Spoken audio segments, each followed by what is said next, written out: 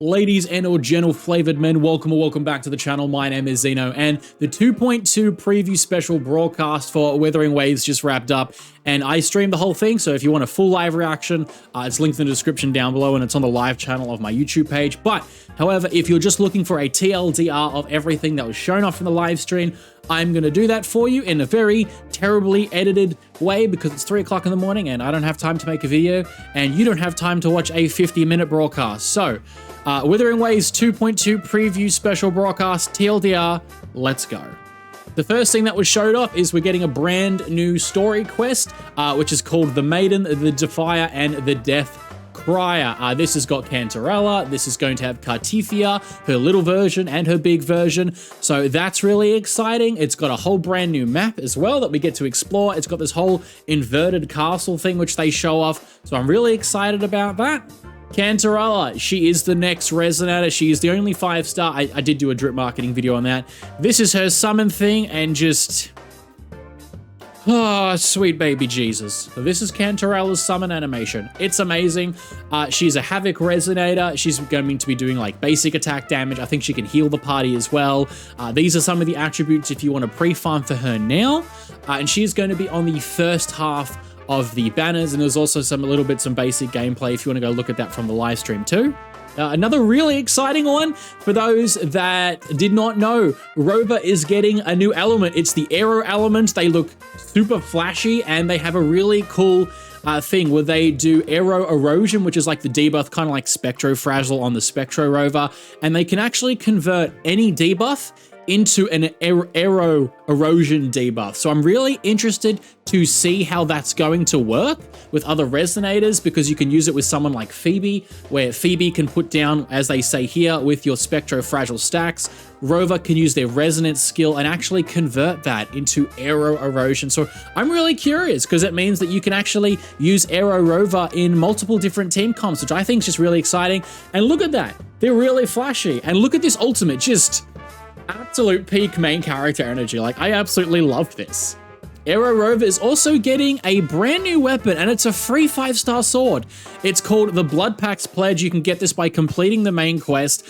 I'm super excited. This looks amazing. Getting a free 5-star sword for Rover, like a signature weapon for Rover and their new form, I think is just incredibly cool. So I'm really excited about that personally.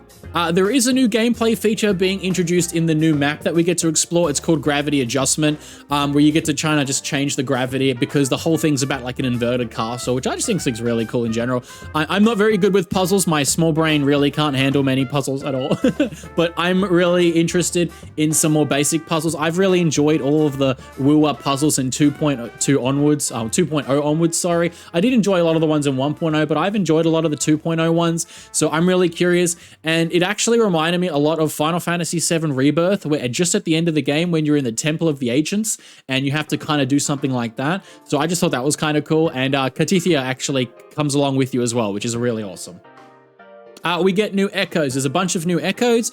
There's 3 new ones for little drakes. You got like an Aero, an Electro, and a Glacier little drake, which are really cute and adorable. And then they've also got some more for like the holy type of ones, or the ones that like guard all the different areas of Renacida, which they're just about to say here in version 2. So there's 4 new Echoes of the Order. That's it, the Echoes of the Order. So you got this guy here, Gardio. You got this guy with a bow, which just look really cool. You've got this guy here, which I'm not sure if that's like a debuff. And then you've got Capitano from Genshin Impact, because can't have him in Genshin, why not just have him in WuWa? There's also a brand new Echo set that's being introduced, which I'll actually bring up on the screen now. So this brand new Echo set that will be dropping, obviously to go along with Aero Rover, that's probably going to be their best in slot set. The 2-piece is 10% Aero damage, and the 5-piece is inflicting Aero Erosion on enemies, increases the Aero damage for all Resonators in the team by 15%, and then the Resonator triggering this, probably Aero Rover, will be another 15% for 20 seconds. So that's really exciting too.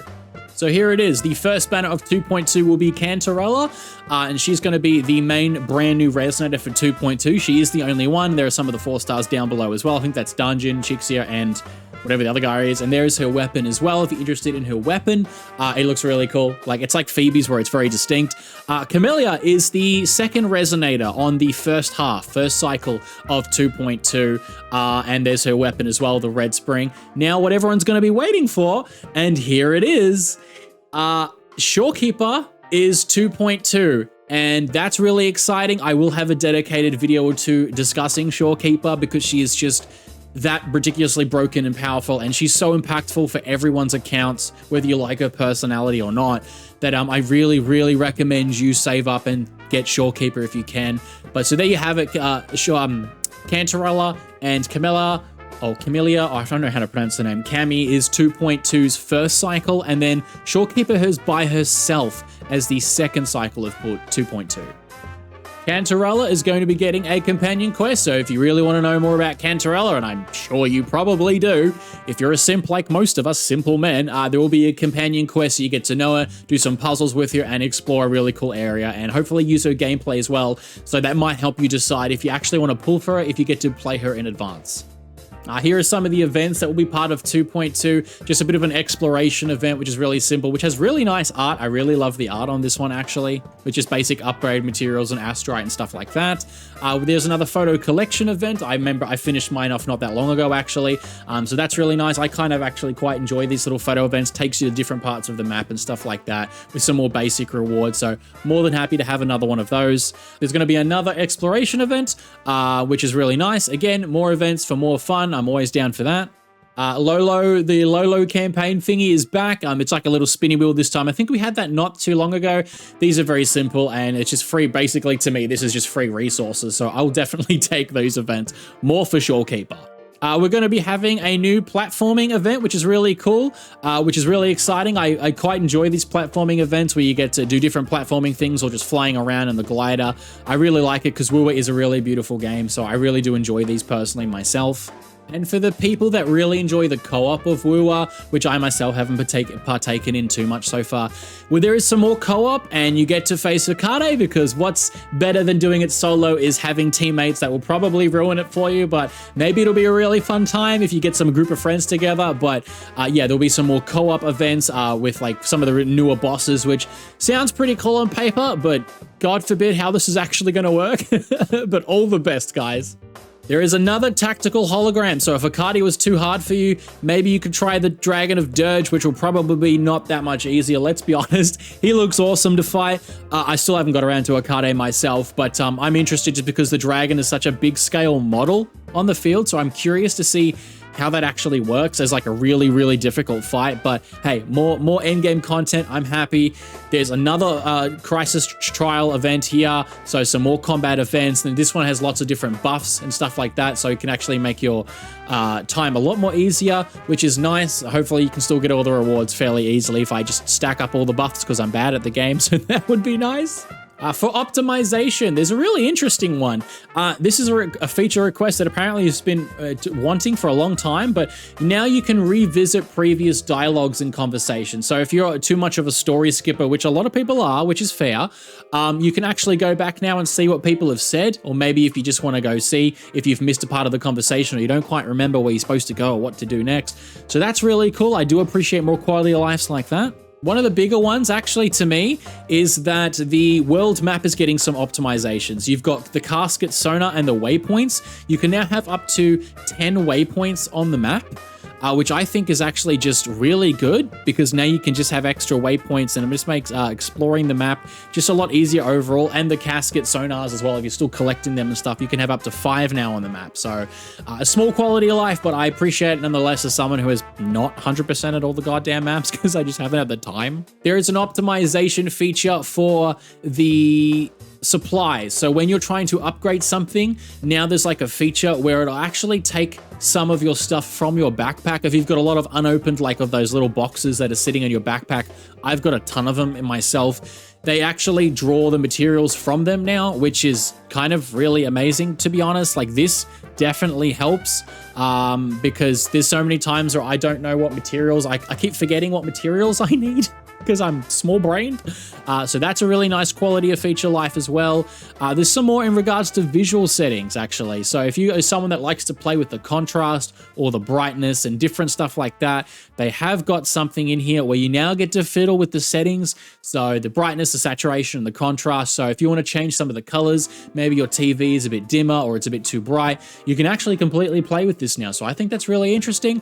This sounds like a really fun video or stream idea if you play in all black and white, or all the contrast and brightness all the way up or all the way down. Maybe do some boss challenges or something. That actually kind of sounds fun, but hey, it's a quality of life. I will take it. We're introducing a title system to the game for different challenges and different things that you complete. A lot of other gacha games have this. This allows you to just have like cool little titles and names next to your names. So basically, just Rexcellent has got every single title in the game already unlocked. But I'm not surprised if they added in one called I Am Rexcellent. But yeah, that's exciting for the people that like to do co-op and like to show off their personal accounts. You can have a nice little title next to your name now, which I think's kind of cool. Withering Waves is coming to Steam. This is a pretty big deal, actually, because now they've got their own client launcher. They're on PlayStation. Last stream in 2.1, they did announce the Mac integration, and now they're coming to Steam as well. So the only thing that's essentially missing at this point would be like, what? Linux and Xbox. So it's nice to know that WuWa is taking over and it's just being available. More people can play is always a good thing. The more players, the more community, the more hype, the more positivity. So I'm really excited about this. I know a lot of people will probably prefer to play on Steam if they can, opposed to just like a separate launcher, like the WuWa launcher or whatever it is. So that's really exciting, to be honest. And they finished off the stream with dancing echoes of the 3 brand new little echoes that you can get in game. And then also remember, guys, that this patch is actually, they said it in the live stream, it's going to be slightly shorter than usual. So I am interested to know if this is only going to be maybe like 6 weeks long or 5 weeks long, opposed to like the usual 6 to 7 weeks long. Because in May, it's actually WuWa's first anniversary. So the next live stream that gets shown for the May content is gonna be the 1-year anniversary for WuWa, which is crazy because I've only been around for a few months, but you guys, a lot of you guys have been around for the whole time. So this is awesome. So this live stream doesn't seem like it's super jam-packed full of everything. However, I think they're saving a lot of the big stuff for May or the next live stream, which will be like maybe the start of May or the end of April, probably the start of May. And because it's going to be the 1st-year anniversary. So I'm really excited for that. So that's why I think I give it a pass that this upcoming patch is going to be like, it's going to be pretty good. It's going to have a brand new Rover. So you got brand new Rover, brand new Cancerella, you got Shorekeepers rerunning, there's going to be lots of combat events, there's going to be co-op, there's going to be another, you get to face the dragon and their hologram thing. There's new maps to explore. Like, don't get me wrong, there's going to be a lot of stuff to do in this patch, but like, I do think that they're going to be saving all the really big stuff for the next live stream, because that will be the 1st anniversary. Free 5-star character, please. I'm coping a little bit, but I want one. Anyway, that's pretty much everything that got revealed in the 2.2 live stream. Hopefully I TLDR'd that as best as I could without rambling too much, but I always do anyway. Anyway, that's it for me. Not the best edited video, not the best summary and wrap-up, but I wanted to make one nonetheless for the people that don't have the time to sit through a whole damn live stream. So anyway, let me know what you're excited for in the comment section down below. What about this was amazing to you or not amazing? What would you rate it out of like a 10 or a 5? And I'll just have the dancing echoes on screen for a second while I do so. I think I'd give this like a 7 out of 10, maybe 7.5 out of 10. It was decent. It wasn't great or really good, but it was like great to good, I'd say. So like between a 7 and an 8. I'm excited for a lot of the stuff. And yeah, that's pretty much it. So guys, if you like what I do here, just giving you my casual opinion and some average content, remember to like the video so YouTube knows it doesn't totally suck. Subscribe if you're new, become a member of the channel to support me, join the Discord, and yeah, I'll catch you guys on the next one. So thank you very much for watching and or listening, and as always, my name is Zeno. I am so out of breath. And you guys take care now.